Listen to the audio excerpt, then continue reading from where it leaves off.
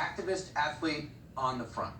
And she's calling it a setup, telling the New York Post, quote, I feel like it was a setup. And they did it on purpose. They had enough opportunities to play the national anthem before we got up there. It was real disrespectful. Try to get your head around that statement. Jack Brewer, former NFL player, CEO of the Brewer Group. Jack, first off, what do you make of this incident? Disrespectful to play the national anthem? They told her they were going to play it before she got out there? You know what? It's always scheduled to play the national anthem, but it doesn't matter when you're putting on that uniform. Her uniform says America. She's representing America. And the U.S. Olympic Committee needs to do something about this garbage. But what really saddens me is that we have a culture now in our country, and it's growing. A culture of people who disrespect our nation, disrespect our flag, and disrespect our anthem. It shouldn't be allowed. When you look back and think about greats like Jesse Owens, who overcame real racism and overcame, all the issues that came along with that, who was a grandson of a slave, who was the son of a sharecropper. He stood on the podium and proudly represented this nation. And she claims to be standing up against racism. Well, I have news for her, that there are a lot that came before her that went through real racism. And the only reason they got through it is because they live in America, where we have a constitution that allows us to go after our freedoms and to become whoever we want to become.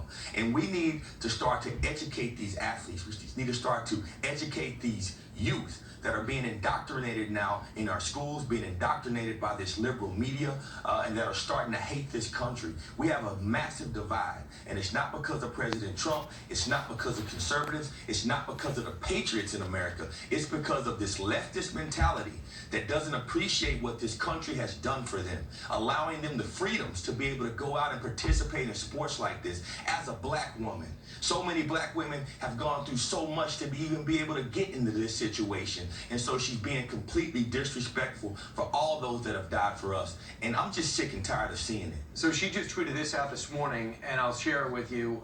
Gwen Berry did. I never said I hated this country. People try to put words in my mouth, but they can't. That's why I speak out. I love my people.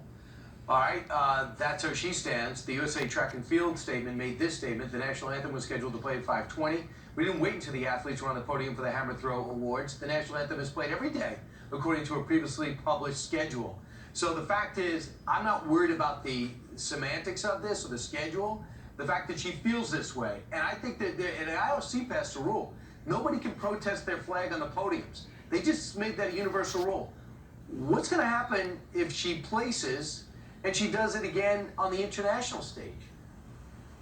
Something should happen. They should borrow for competition at this point. When you become a member of a team, you cannot go out and protest against the team that you become a member of. It just makes no sense at all, no matter what sport you're in, whether it's you're in the National Football League, whether you're in baseball, any sport.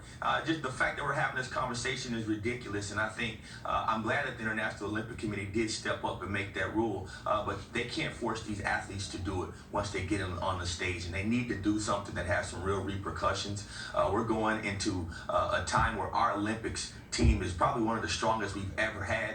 We have more world records and more personal records that have been broken over this past Olympic trials than I've ever seen before. And so we have a lot to celebrate in this nation. When you look across, we have so many great minorities that are participating for our nation in breaking records, and we need to continue that. But more importantly, we need to start being better examples to these children, all these kids that are going to be tuning into the Olympics right now. We have a spiritual battle going on right now in this nation, where we have forces of evil dividing us with critical race theory and all of these hate messages going out. We need to stop it, and the Olympics is a time for unity, and that's the only thing that it needs to represent in the name of Jesus. I just want